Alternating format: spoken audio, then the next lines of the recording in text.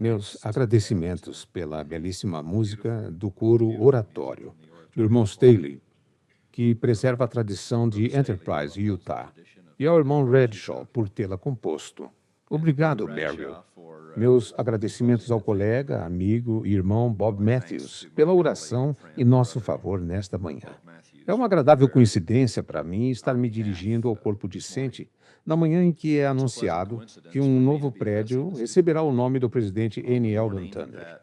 Tem sido minha felicidade e bênção estar associado ao presidente Turner por mais tempo do que meus anos deveriam permitir.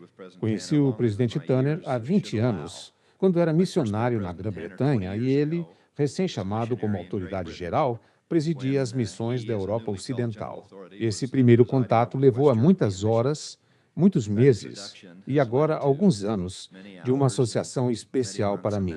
É muito apropriado que o Conselho de Administração da Universidade Brigham Young, presidido pelo presidente Spencer W. Kimball, tenha decidido homenagear este homem único e notável, dando seu nome ao prédio da BYU, que abrigará a Escola de Administração e outros programas de negócios e administração. Primeiro, professor, depois, servidor público. Em seguida, um empresário excepcional e notavelmente bem-sucedido e, finalmente, conselheiro de 4 presidentes da igreja. N. Eldon Turner foi, ao longo de toda a sua vida, um homem de Deus. Sinto-me honrado, junto com vocês, por estar aqui nesta manhã no momento deste anúncio. Eu quero ser bem pessoal nesta manhã. Pessoal com vocês e pessoal sobre mim mesmo. Tenho pensado muito em vocês nas últimas semanas e tenho orado para saber o que poderia ajudá-los. Ao fazer isso, lembrei dos meus próprios dias como estudante e de alguns dos desafios que enfrentei naquela época. Embora tais experiências agora já pertençam à pré-história, dignas apenas de uma aula de geologia, ainda assim vou compartilhá-las. Perguntei a mim mesmo se algumas das experiências e sentimentos que vocês vivenciam agora não se assemelham aos meus daquela época. Falo nesta manhã ciente de que o semestre está quase acabando e que talvez os conselhos que eu ofereça agora fossem mais necessários meses atrás. Além disso, o ano está quase acabando e, para alguns, talvez até toda a carreira universitária. Mas parte do que eu quero enfatizar é que cada dia conta. Inclusive esses últimos dias do semestre, e que vocês ainda terão milhares de dias pela frente. Vou falar com vocês como estão agora e espero que isso seja útil tanto para o veterano que está se formando, quanto para o calouro que está no início do primeiro semestre. Quero falar hoje sobre um problema que é universal e que, a qualquer momento, pode atingir qualquer pessoa deste campus. Professores, funcionários, gestores e especialmente estudantes. Acredito que esse problema represente um tipo de mal. Sei, pelo menos, que ele pode causar efeitos prejudiciais que bloqueiam nosso crescimento, enfraquecem nosso espírito, diminuem nossa esperança e nos deixam vulneráveis a outros males mais evidentes. Abordo esse assunto hoje, porque não sei de nada que Satanás use de forma mais astuta e ardilosa contra jovens nas circunstâncias em que vocês se encontram. Falo da dúvida. Especialmente da dúvida sobre si mesmo, do desânimo e do desespero. Ao dizer isso, não pretendo sugerir que não existam muitas coisas no mundo que possam nos trazer angústia. Em nossas vidas, individual e coletivamente, certamente há sérias ameaças à nossa felicidade. Assisto ao noticiário matinal enquanto me barbeio e depois leio o jornal do dia. Isso já é o suficiente para arruinar o dia de qualquer um. E ainda são apenas 6:30 da manhã. Irã, Afeganistão, inflação, energia, correria diária, assassinatos, sequestros, desemprego, enchentes. Com tudo isso nos esperando, somos tentados, como W. C. Fields disse uma vez, a sorrir logo cedo e acabar com isso de uma vez. Mas minhas preocupações hoje não são essas que aparecem nos noticiários nacional e internacional. Quero falar de algo mais pessoal. Das questões que não chegam às manchetes do New York Times, mas que podem ser importantes no seu diário pessoal. Estou preocupado com seus problemas relacionados aos estudos, com o amor, com finanças e com o futuro, com suas inquietações sobre o seu lugar no mundo e sobre o valor daquilo que fazem, com seus medos íntimos sobre para onde estão indo e se algum dia chegarão lá. Em meio a um cenário de reféns e de preços altos, quero falar mais pessoalmente sobre vocês e fortalecê-los, se eu puder, contra a dúvida, especialmente a dúvida sobre si mesmo, e também contra o desânimo e o desespero. Hoje, quero enfrentar aquilo que chamei de depressão de 2 dígitos. Quero, porém, desde o início, fazer uma distinção semelhante à que F. Scott Fitzgerald fez. Um problema não tem uma conexão necessária com o desânimo. O desânimo tem um germe próprio, tão diferente do problema quanto a artrite é diferente de uma junta rígida. Problemas todos temos, mas o germe do desânimo, citando as palavras de Fitzgerald, não está no problema, está em nós. Ou, para ser mais preciso, acredito que esteja em Satanás, o príncipe das trevas, o pai das mentiras. E ele quer que esse germe esteja em nós. Muitas vezes é um germe pequeno, algo que nem valeria uma ida ao médico, mas ele age, cresce e se espalha. Pode até se tornar um hábito, uma forma de viver e de pensar. E é aí que o maior dano acontece. Depois, isso afeta cada vez mais nosso espírito, pois corrói os mais profundos compromissos religiosos que podem assumir, o da fé, da esperança e da caridade. Passamos a olhar para dentro e para baixo, e essas virtudes cristãs, tão importantes, são no mínimo danificadas ou pelo menos prejudicadas. Ficamos infelizes e logo fazemos outros infelizes. E então Lúcifer ri. Como seria com qualquer germe, precisamos tomar precauções contra o que nos enfraquece. Há uma frase de Dante que diz: a flecha percebida antes fere com menos força. O presidente John F. Kennedy expressou a mesma ideia em uma mensagem ao Congresso. A hora de consertar o telhado é quando o sol está brilhando. Os escoteiros dizem isso melhor do que todos. Estejam preparados. Isso não é apenas sabedoria popular para nós, é doutrina. E anjos voarão pelo meio do céu, clamando em alta voz: preparai-vos, preparai-vos. Se estiverdes preparados, não temereis. E o medo é parte do que quero combater hoje. As Escrituras ensinam que preparação, prevenção, se quiserem, talvez seja a principal arma que vocês têm contra o desânimo e a autoderrota. Por exemplo, se como estudantes vocês são como eu era, talvez estejam desanimados com questões financeiras. E quase todo mundo fica assim pelo menos de vez em quando. Mostrou que problemas relacionados a dinheiro ultrapassam todos os outros fatores nas dificuldades conjugais em uma proporção de 3:1. E a pressão pode ser quase tão grande para estudantes solteiros. Se a miséria compartilhada lhes dá algum consolo, tenham ânimo. Vocês têm amigos. Desde o dia em que entrei na minha primeira aula na faculdade até o dia em que saí exausto na última, totalizando 12 anos e 4 diplomas, fui responsável por cada centavo da minha educação. Sei que muitos de vocês estão passando pela faculdade da mesma maneira. Empregos de meio período, empréstimos estudantis, cônjuges trabalhando, uma busca quase desesperada por bolsas de estudo, adiamento de confortos pessoais e tudo mais. Essas coisas podem ser difíceis, mas vocês têm uma obrigação, consigo mesmos, se com mais ninguém, de garantir que isso não se torne destrutivo. Preparem-se. A flecha percebida antes fere com menos força. Aproveitem esta fase da vida para aprender a usar um orçamento, sentar à mesa com suas despesas e encarar a realidade financeira. Já passou da hora, se você chegou à faculdade e ainda não precisou definir prioridades financeiras pessoais para determinar o que poderá comprar e o que precisará sacrificar. Coloquem isso no papel e resolvam ali. Esse é o conselho dado a maridos e esposas e funciona para todos. A alternativa é deixar tudo isso remoendo no seu estômago, na cabeça e no coração, e todos esses órgãos são muito suscetíveis às suas próprias formas de úlcera. Vejo as autoridades gerais empenharem-se no uso sábio dos recursos da igreja. Vejo o presidente Oaks se esforçando para administrar os recursos desta universidade. Espero ver alguém fazendo isso pelo nosso país também. E vocês podem considerar como parte valiosa da educação aprender a administrar seus próprios recursos com esse mesmo cuidado. Planejem, preparem-se, façam um orçamento, trabalhem e economizem.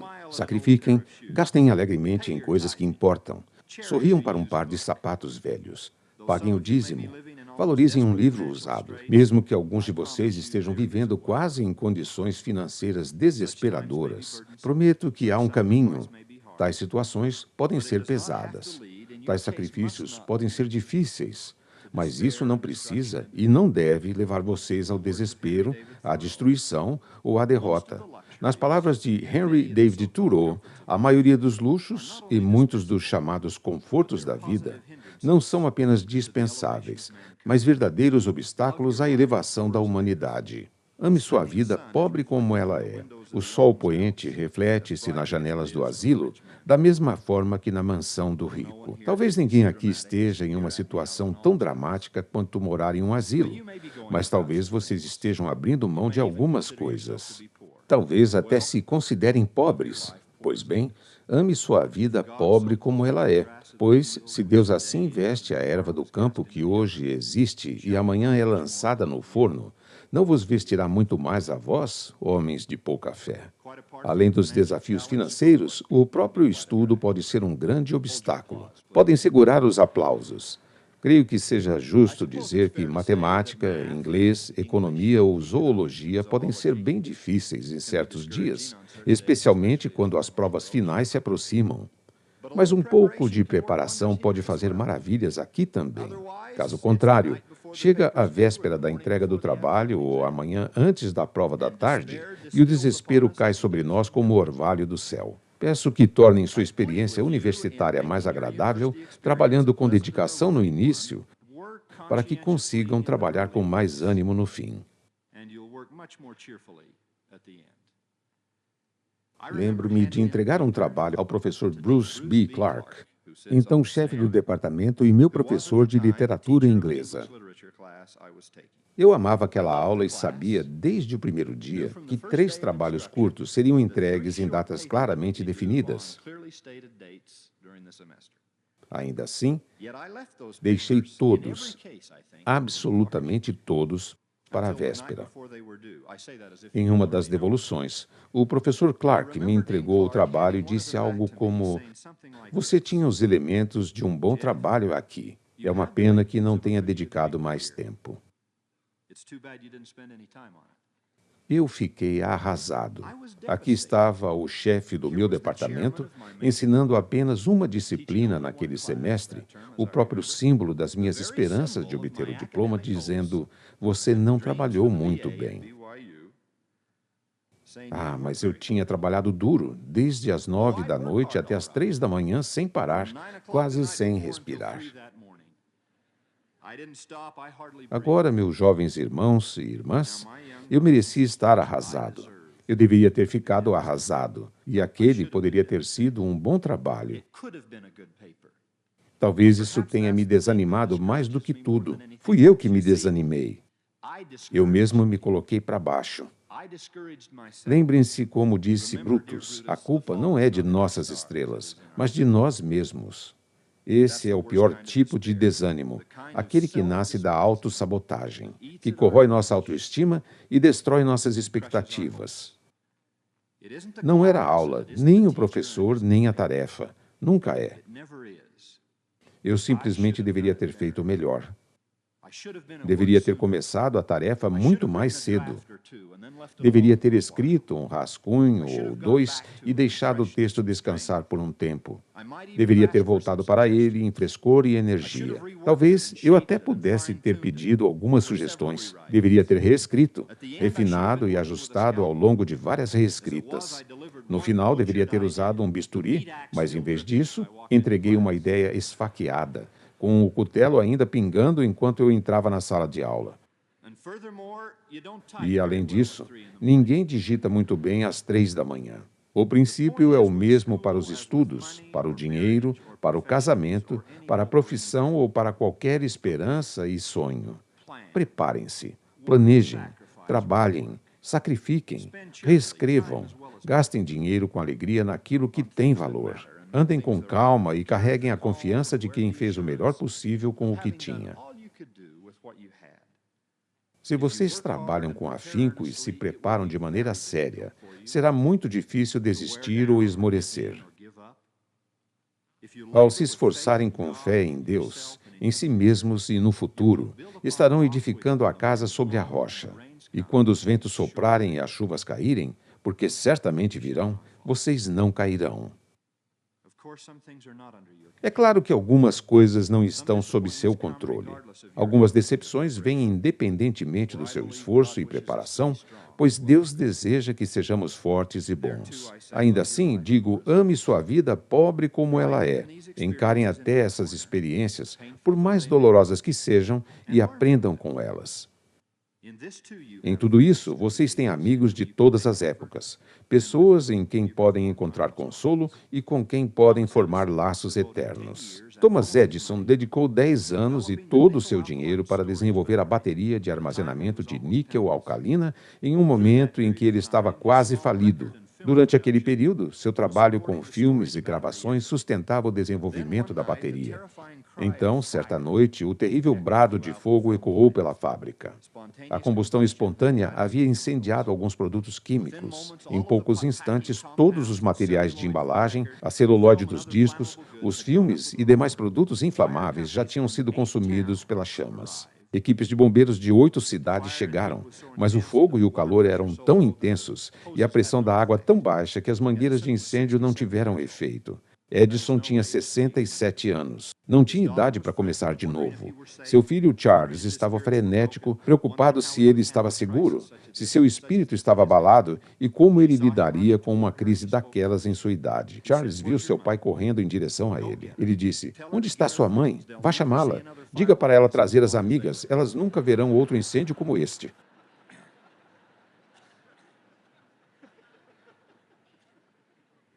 Às 5:30 da manhã seguinte, com o fogo enfim sob controle, Edison reuniu os funcionários e anunciou: "Vamos reconstruir." Designou um homem para alugar todas as oficinas mecânicas da região e outro para conseguir um guindaste de demolição da companhia ferroviária Erie. Depois, quase como um detalhe, perguntou: "Ah, sim, alguém sabe onde podemos conseguir dinheiro?" Praticamente tudo o que reconhecemos hoje como contribuição de Thomas Edison veio depois daquele desastre. Lembrem-se, o problema não tem conexão necessária com o desânimo. O desânimo tem um germe próprio. Se vocês estão se esforçando com sinceridade e vivendo corretamente, mas ainda assim tudo parece pesado e difícil, animem-se. Outros já trilharam esse caminho antes de vocês. Sentem-se impopulares? Diferentes? Fora do grupo? Leiam sobre Noé novamente. Saiam por aí e deem algumas marteladas na lateral de sua arca para ver como era a popularidade no ano 2500 antes de Cristo.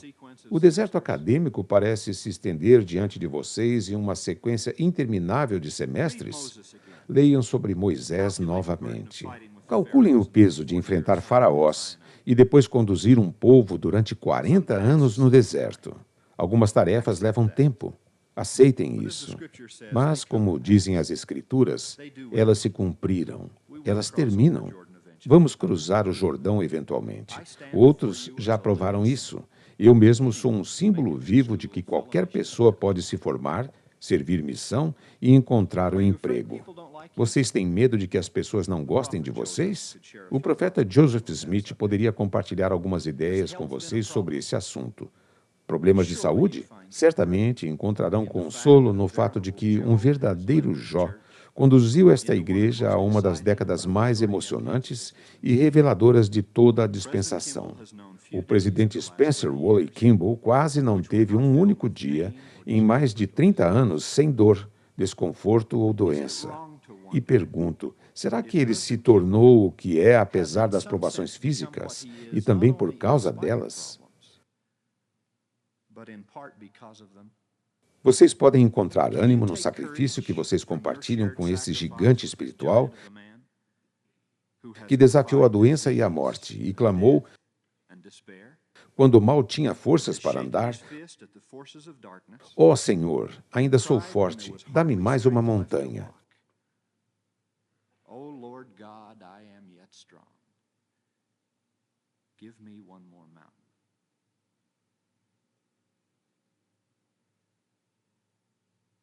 Vocês já se sentiram sem talento, incapazes ou inferiores?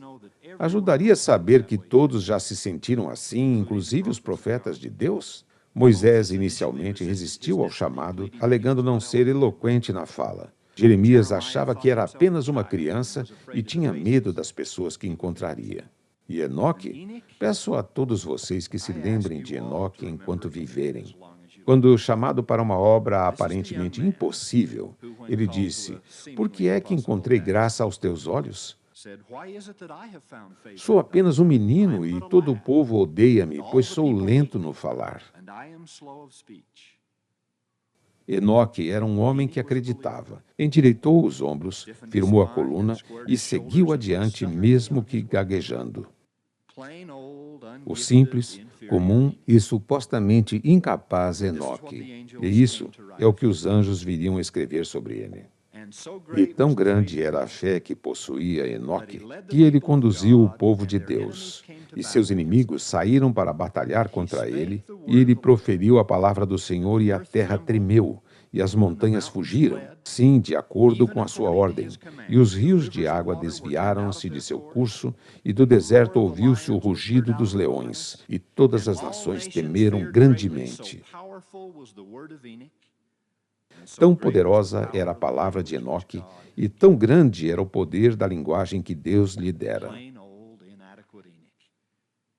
O simples Enoque, cujo nome agora é sinônimo de retidão transcendente. Da próxima vez que vocês se sentirem tentados a pintar o próprio autorretrato com cores desanimadoras, lembrem-se de que os homens e mulheres mais esplêndidos do reino já passaram por isso.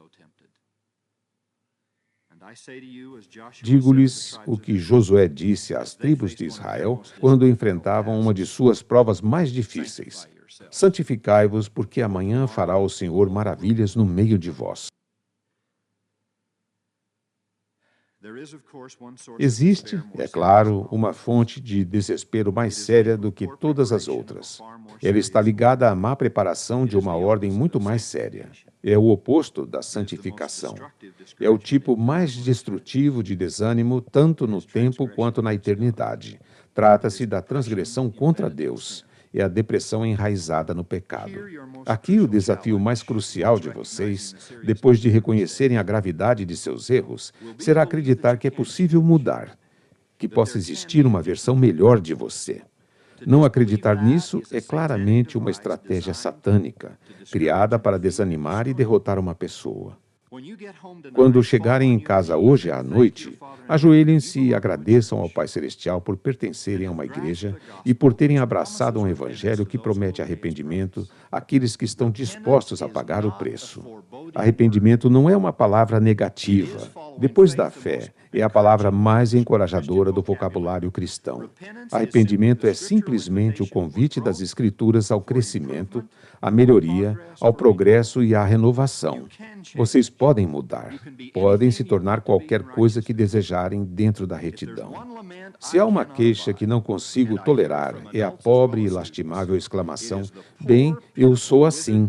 Se querem falar de desânimo, essa frase é uma que me desanima profundamente. Embora eu não seja um homem de palavrões, confesso que fico seriamente tentado quando ouço isso.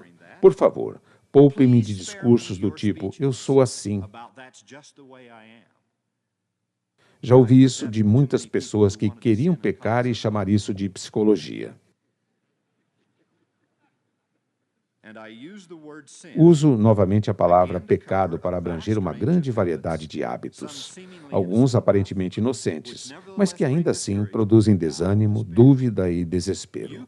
Vocês podem mudar qualquer coisa que desejarem mudar, e podem fazer isso muito rapidamente. Esse é outro golpe de Satanás, a ideia de que é preciso anos e anos e uma eternidade para se arrepender. Leva exatamente o tempo necessário para dizer: vou mudar, e falar isso com sinceridade. É claro que haverá problemas a resolver e restituições a fazer. Provavelmente vocês passarão, e na verdade devem passar o resto da vida demonstrando o arrependimento por meio de sua constância. Mas a mudança, o crescimento, A renovação e o arrependimento podem vir tão instantaneamente como aconteceu com Alma e os filhos de Mosias. Mesmo que tenham erros sérios a reparar, dificilmente se enquadrariam na expressão os mais vis dos pecadores, usada por Mormon para descrever esses rapazes.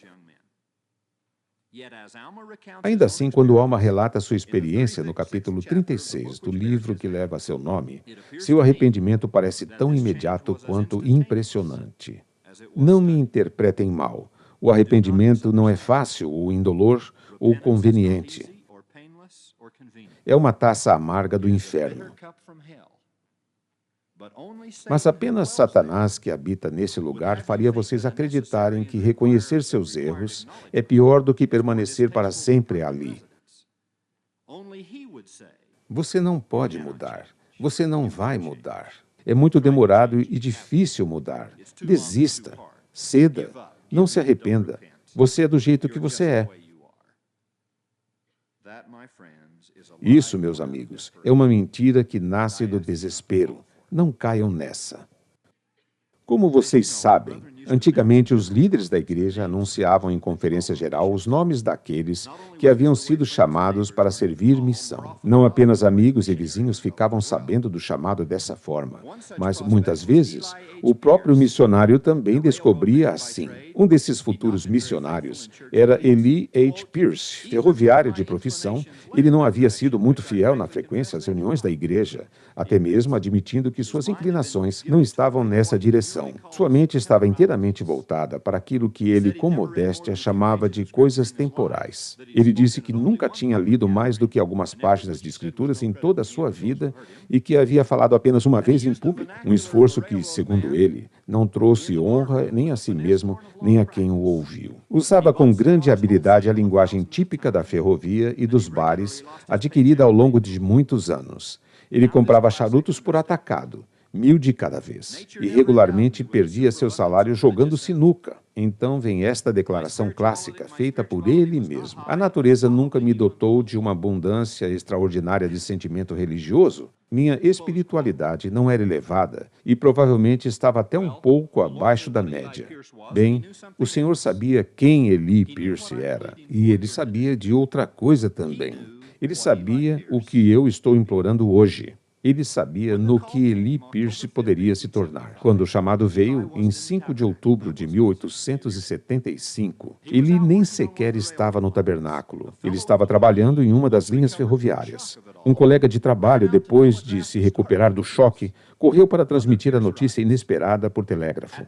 O próprio irmão Pierce escreveu: "No exato momento em que essa notícia estava sendo transmitida pelos fios, eu estava sentado preguiçosamente jogado para trás em uma cadeira de balanço do escritório, com meus pés na mesa, lendo um livro e, ao mesmo tempo, tragando um velho cachimbo holandês, apenas para variar da monotonia de fumar charutos. Para os meus amigos no departamento de inglês, eu apenas me apressaria a acrescentar que o tipo de livro lido foi provavelmente uma transgressão mais séria do que o fumo do cachimbo." Ele continua: "Assim que fui informado do que tinha acontecido, joguei o livro no cesto de lixo, o cachimbo em um canto e nunca mais toquei em nenhum dos dois. Pedi demissão para que tivesse tempo de estudar e me preparar. Depois fui para a cidade comprar as escrituras." Em seguida, estas palavras comoventes. "Por mais estranho que isso possa parecer agora, jamais passou pela minha mente a ideia de ignorar o chamado ou de me recusar a cumpri-lo. A única pergunta que fiz, e fiz 1000 vezes, foi: como posso cumprir essa missão? Como posso eu, que sou tão vergonhosamente ignorante e não instruído em doutrina, honrar a Deus e fazer justiça às almas dos homens e merecer a confiança que o sacerdócio depositou em mim?" Com uma humildade tão sincera, que em vez de enfraquecer, fortaleceu sua determinação. Eli Pierce cumpriu uma missão notável. Seu diário poderia terminar adequadamente com uma vida completamente transformada, resumida nesta simples frase: "Durante toda a nossa missão, fomos grandemente abençoados." Mas acrescento uma experiência para ilustrar melhor esse ponto.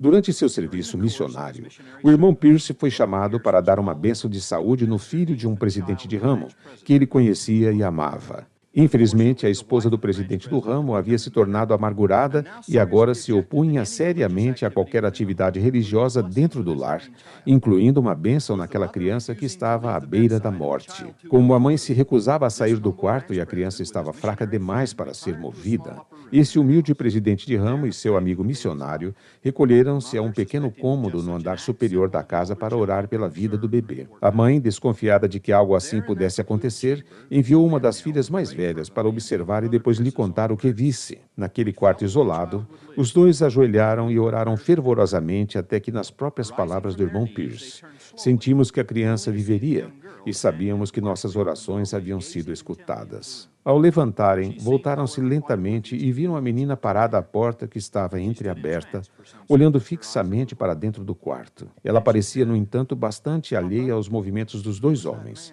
Ficou ali por alguns segundos, imóvel, com os olhos fixos. Então ela perguntou: Papai, quem era aquele homem ali dentro? Seu pai respondeu: Esse é o irmão Pierce. Você o conhece? Não, disse ela com simplicidade. Quero dizer, o outro homem. Querida, não tinha outro homem ali. Apenas o irmão Pierce e eu estávamos orando pelo bebê. Ah, tinha outro homem sim, insistiu a menina. Porque o vi em pé, acima de vocês e do irmão Pierce, e ele estava todo vestido de branco. Agora, se Deus, em seus céus, faz isso por um homem arrependido, antigo fumante de charutos, inativo na igreja, que jogava sinuca e falava palavrões, vocês não acham que ele fará o mesmo por vocês?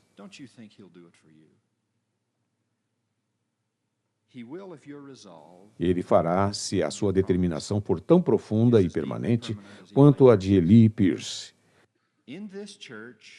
Nesta igreja pedimos fé, não perfeição. Mergulhem nas Escrituras. Vocês encontrarão suas próprias experiências descritas lá. Nelas, vocês encontrarão espírito e força. Vocês encontrarão soluções e conselhos. Nefe diz: as palavras de Cristo vos dirão todas as coisas que deveis fazer.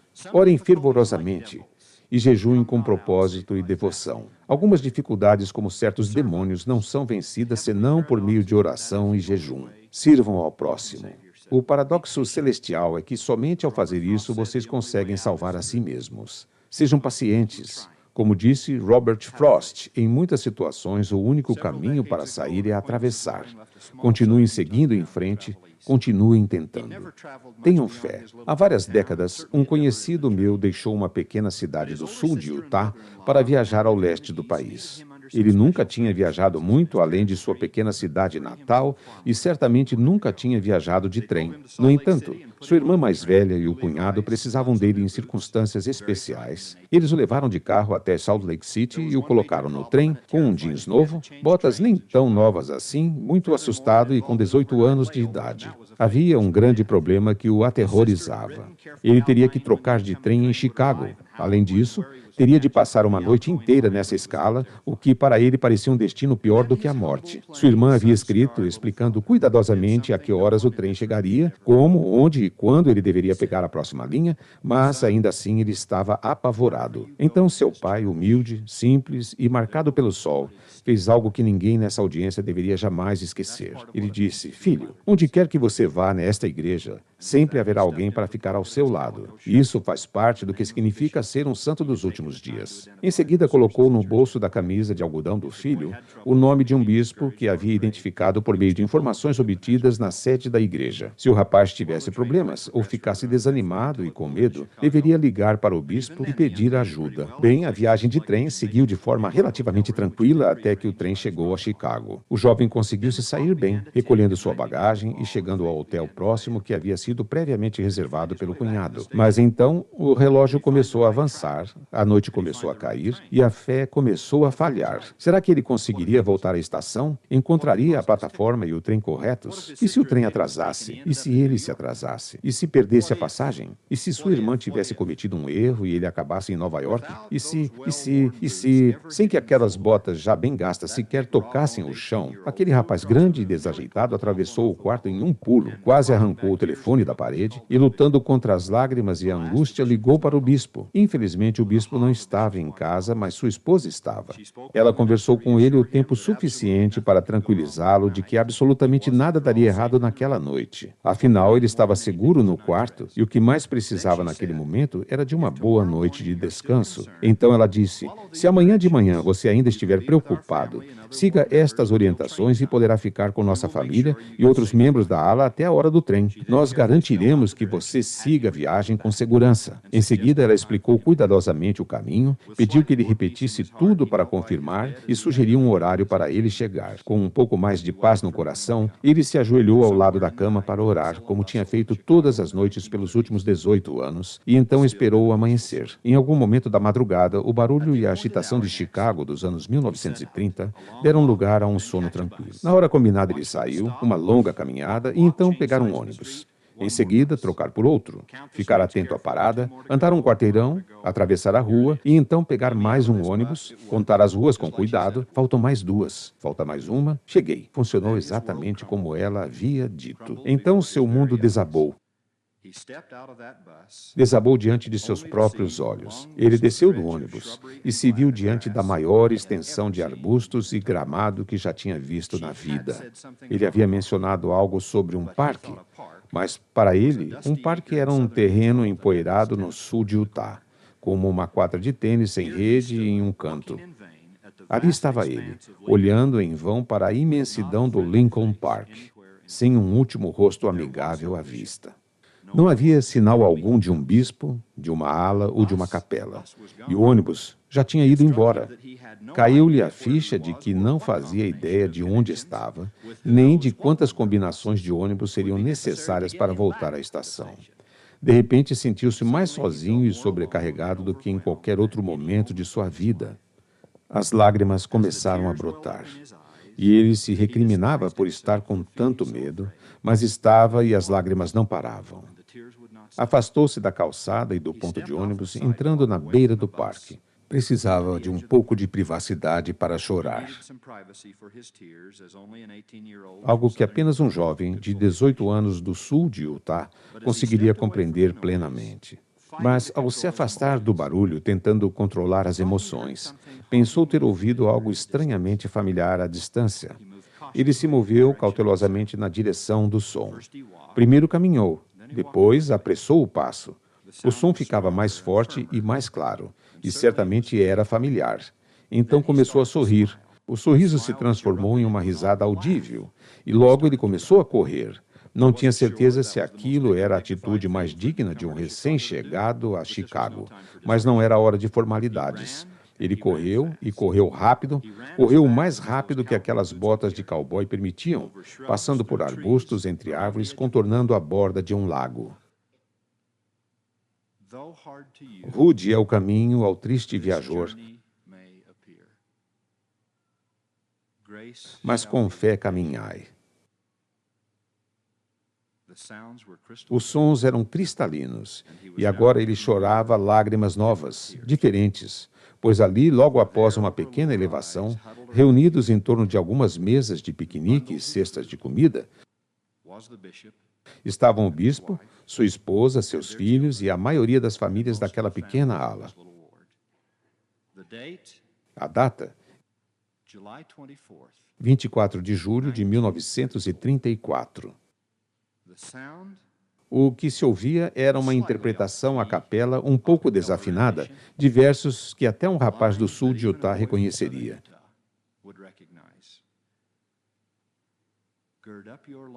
Mas não deveis desanimar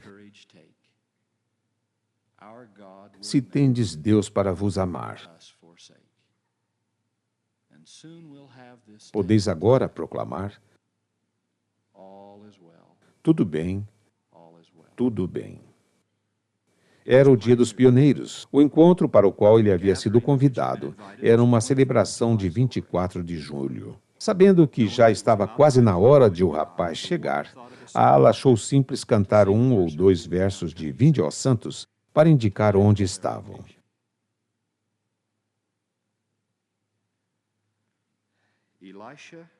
Eliseu, com um poder conhecido apenas pelos profetas, havia aconselhado o rei de Israel sobre como, onde e quando se defender dos sírios em guerra. O rei da Síria, naturalmente, desejava livrar seus exércitos desse problema profético. E cito: Então enviou para lá cavalos e carros e um grande exército, os quais chegaram de noite e cercaram a cidade. E eis que um exército tinha cercado a cidade com cavalos e carros. Se Eliseu estivesse procurando um bom momento para ficar deprimido, este seria o momento. Seu único aliado era o presidente do quórum de mestres da região. Era um profeta e um rapaz contra o mundo. E o rapaz estava apavorado. Via o inimigo por toda parte, dificuldades, desesperos, problemas e fardos por todos os lados. O ônibus já tinha ido embora e tudo o que ele conseguia ver era Chicago. Com a fé vacilante, o rapaz clamou: Ah, meu senhor, que faremos? E a resposta de Eliseu: Não temas, porque mais são os que estão conosco do que os que estão com eles. Os que estão conosco? Agora, pensem nisso por um instante como um verdadeiro israelita. Fé é algo maravilhoso, coragem também, mas isso parecia absurdo. O rapaz pensou, não havia mais ninguém com eles. O rapaz sabia reconhecer um exército sírio quando via um, e sabia que um jovem e um homem idoso não eram páreo para aquilo. Mas então veio a promessa de Eliseu. Não temas, porque mais são os que estão conosco do que os que estão com eles. E orou Eliseu e disse, Senhor, peço-te que lhe abras os olhos para que veja. E o Senhor abriu os olhos do moço. E ele viu, e eis que o monte estava cheio de cavalos e carros de fogo em redor de Eliseu.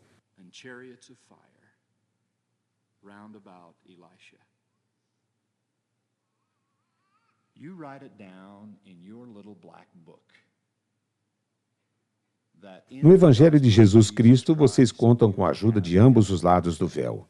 E nunca devem se esquecer disso. You have it on both sides of the veil.